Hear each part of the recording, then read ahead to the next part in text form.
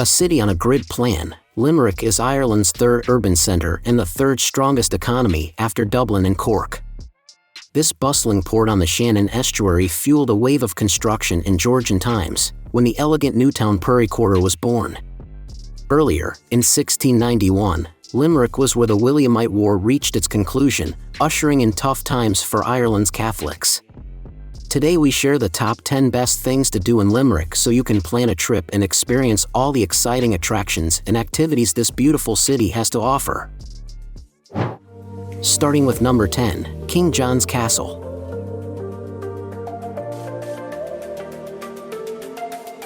At the start of this decade, Limerick's fabled castle on the River Shannon was given a multi-million-euro update. A new visitor center was added, along with interactive exhibitions, touch screens, and CGI displays. These tell the tale of one of Europe's most complete Norman castles, ordered by King John of England in 1210.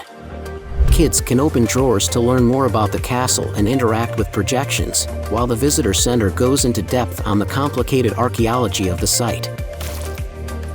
There are excavated houses predating Norman times, siege mines, and a battlement walk beside the Shannon. At number 9 is the St. Mary's Cathedral. Founded in 1168, St. Mary's Cathedral is the oldest monument in the city that continues to be a part of daily life. The church is believed to have been built on the site of a Viking fane, or meeting place, and incorporated elements from a Viking palace around the Great West Door. The 37-meter tower dates to the 1200s and has 8 bells cast at the Whitechapel Foundry in London. In the Chapel of the Virgin Mary you'll find the altar, which stands 4 meters high and was carved from a single block of limestone. At number 8, Thomond Park. Anyone who knows anything about rugby will be well aware of Munster, the Red Army, one of the top teams in the Northern Hemisphere. Munster have won the European Rugby Champions Cup twice and the Pro 14 3 times, finishing runners-up in 2017 to Wales Scarlets. If you can get hold of tickets, you'll be treated to a high-quality match. In 2018, 11 of the Irish national team selected for the Six Nations were Munster players. Munster was also the team of the great Ronan O'Gara, the 4th highest point scorer in the history of Test rugby. At number 7, People's Park.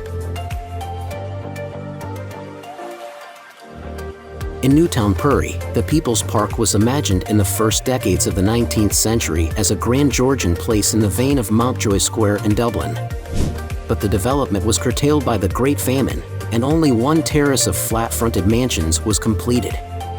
The park was opened in 1877 and is the main parcel of greenery in the center of the city.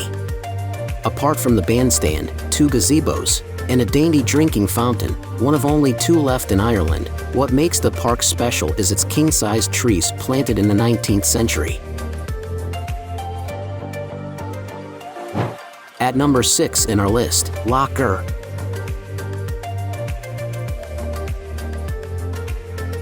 Irish prehistory is always gripping, so you should be sure not to miss this archaeological site 20 kilometers south of Limerick. In hilly countryside, Lough Gur is a horseshoe lake with all sorts of megalithic remains on its banks. This pocket of land has been occupied by humans for more than 5,000 years, and has ring forts on the higher ground, traces of Stone Age houses, the Grange Stone Circle, and 3 crannies. The visitor center sums up the history of the lake and its shores, and will give you an audio guide for the outdoor trail, pointing out the circular footprints of the Stone Age houses and filling you in on extra historical details and folk tales. At number 5, Ballyhoura Mountains.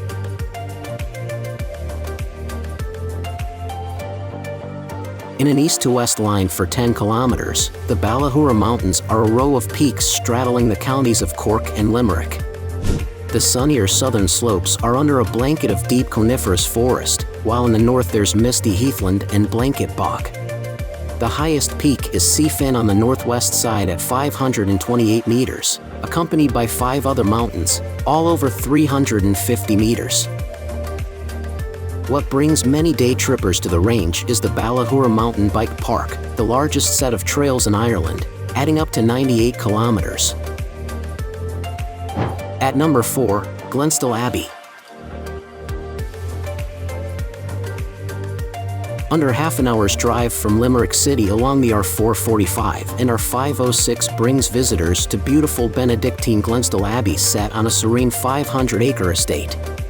Day visitors are welcome to visit the grounds and the church, and those who wish can attend the liturgy. Scenic walks meander around the grounds, which are adorned with beautiful trees and flowers and provide a sanctuary for wildlife.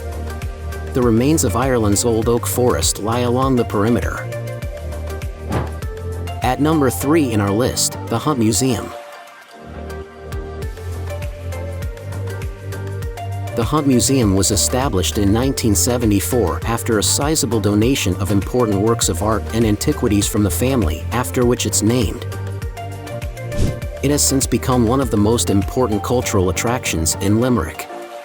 Consisting of more than 2,000 interesting pieces donated by John and Gertrude Hunt, along with numerous items added since, this impressive collection is housed in the city's old Customs House, an impressive structure built in the 1700s that was renovated specifically for the purpose. At number 2, Bunratty Castle and Folk Park. Just over 15 minutes drive from Limerick City on the N18 and E20 is one of Ireland's most renowned and fun attractions, the much-loved Bunratty Castle. No visit to the Shannon region would be complete without coming here. Dating from 1425, the castle is the most complete and best-preserved medieval fortress in Ireland and was restored in 1954 to its former glory. Check out the number 1 places in our list, Torc Waterfall. One of the top things to do in Limerick is to hop aboard a Ring of Kerry day tour, including Killarney National Park. Sure, it's a long day trip, it lasts 11 hours, but once you return, you'll agree that it was worth every minute. All told, your bus adventure will cover the full length of this 179-kilometer-long circular route, taking in such points of interest along the way as Killarney National Park, obviously, and a number of pretty villages, such as Waterville and Sneem, plus endless picturesque scenery. Now it's time to hear from you. What's your favorite things to do in Limerick? Is there something we missed? Let us know in the comments section below, and don't forget to give this video a like and subscribe to Greenable if you haven't already. Click the bell icon to stay updated on all our latest content.